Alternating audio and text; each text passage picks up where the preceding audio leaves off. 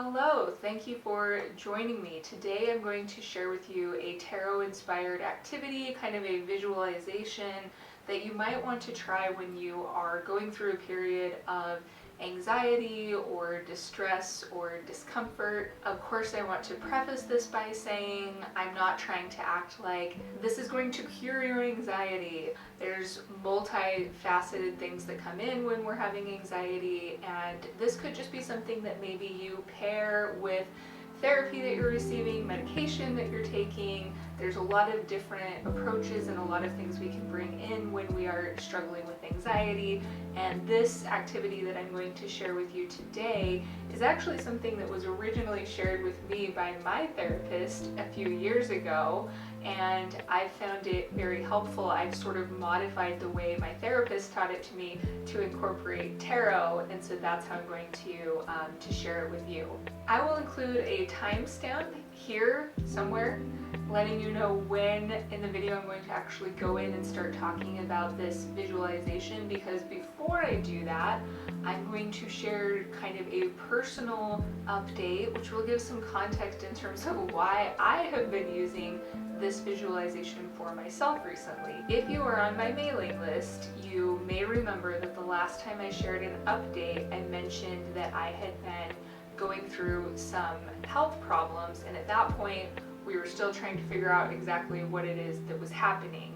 And the good news is I think I'm going in a really positive direction right now. I'm feeling good, I have a lot to be grateful for, but it's been kind of a lot to navigate for the past couple of months. So basically, back around the end of January, I started experiencing some pain.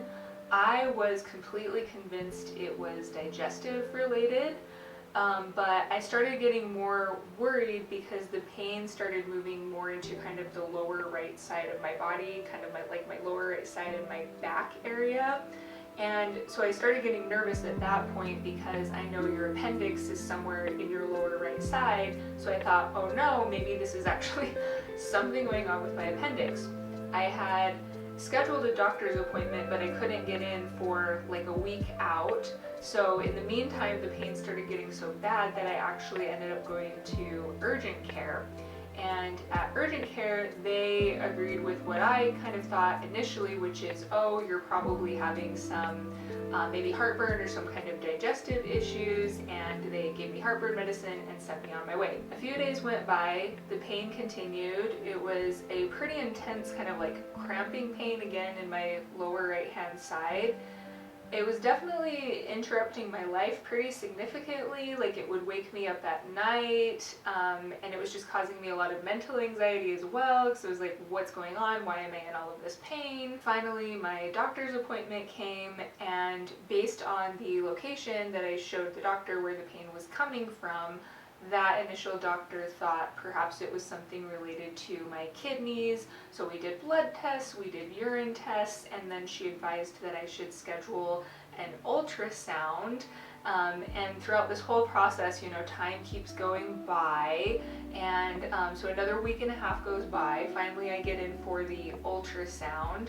I get the ultrasound results, and the good news is nothing was found on my kidney. The not so good news is they did see a pretty large mass in my reproductive tract area. So at that point, they had no clue what this mass might be, and I was continuing to be in pain, and I was also having quite a high level of anxiety accompanying the pain because it felt like things were moving really slow with getting responses from the doctors and even getting into doctors to begin with. So during that phase where I still didn't know exactly what was going on, I started using this activity that I'm going to share in the video quite a lot, and I was actually surprised with how much comfort it gave me. So after that first ultrasound where they found this mass, they sent me in to get a second ultrasound focused more on that particular region, and then I got in with a gynecologist, so someone who specializes in that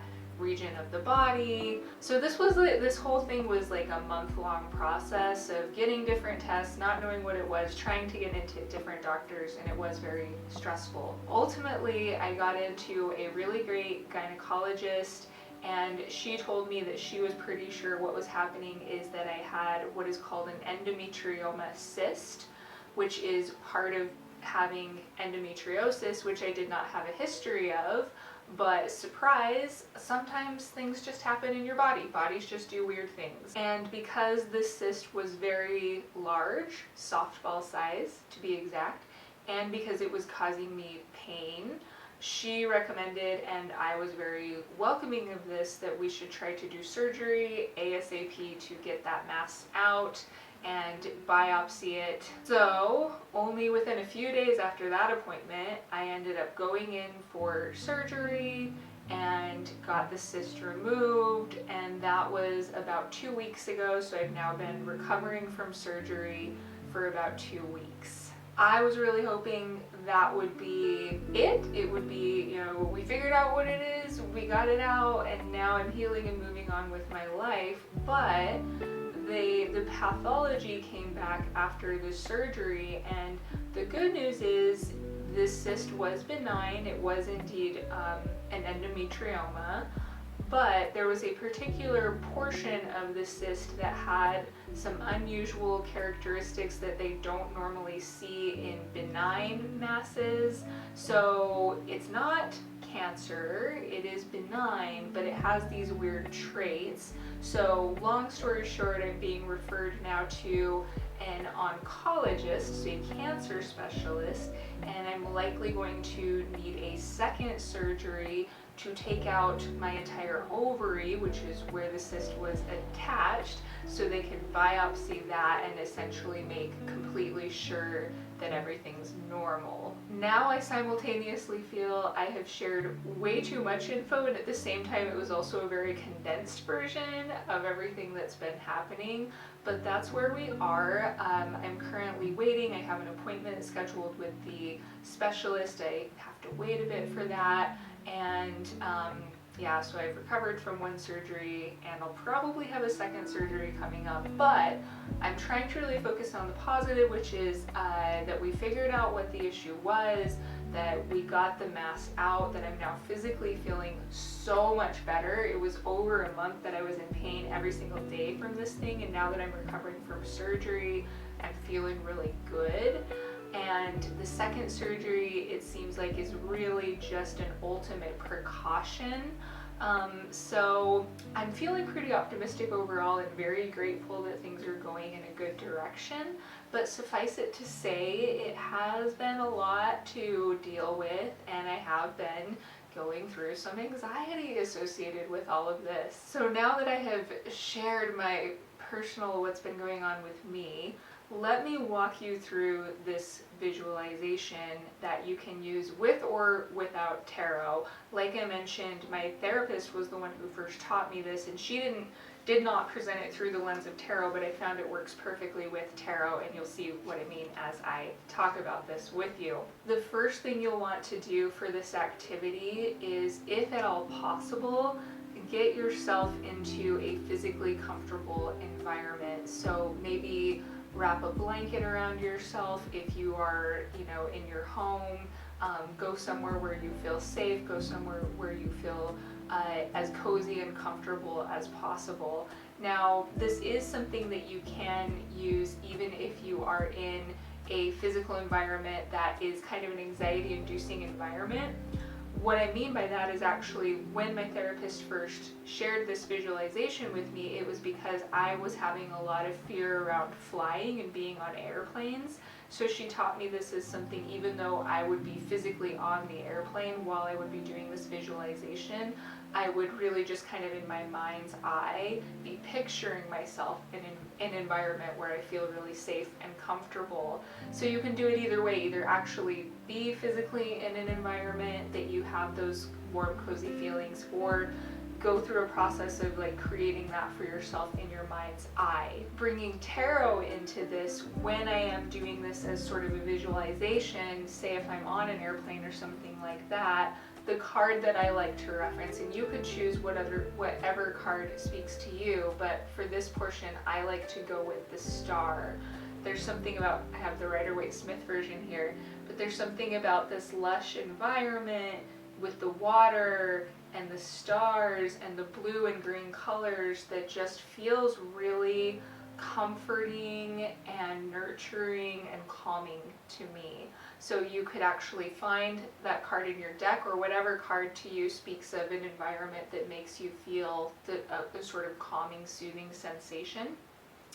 And again, essentially in your mind's eye, maybe close your eyes, maybe take a deep breath and picture yourself in that environment. So I'll place myself in that environment of the star card. That's the first portion of the visualization. For the next portion of the visualization, you're going to bring in a protective figure. So again, you could choose whatever card speaks to you. I went with the Emperor, protective figure. Emperor is the first one that comes to mind for me. And you invite that protective figure into this sort of space that you're now visualizing, this safe, nurturing, calming space. And that protective figure is there to protect you, so to watch out for you, to make sure that you are kept safe, to sort of stand guard in a way. So you have your protective figure that you've now brought into the visualization. The next thing you're going to do is now bring in a nurturing figure. And again, I went kind of the cliche route, and I like to visualize the Empress for this. So the Empress comes in for me as my nurturing figure. So while the protective figure is there for more of the kind of standing guard, the nurturing figure is there to be with you. You can essentially, whatever feels nurturing to you, like picture this nurturing figure, maybe stroking your hair, or maybe they're, baking you a pie, or they're doing something that makes you feel really cared for and really nurtured. So you bring in that nurturing figure. That's essentially, up until this point, the way that my therapist shared it with me. Again, not specifically with tarot, but she did use those terms of like, a protective figure and a nurturing figure.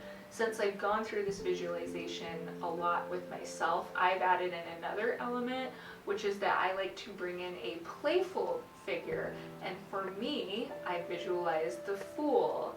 Again, you don't have to do this with tarot. It could be like your playful figure is maybe your pet, a beloved animal companion or something like that.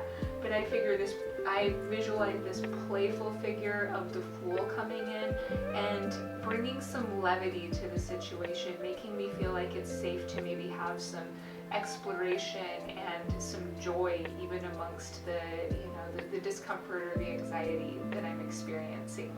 And that is really pretty much it. You start with creating the visualization of the physical space.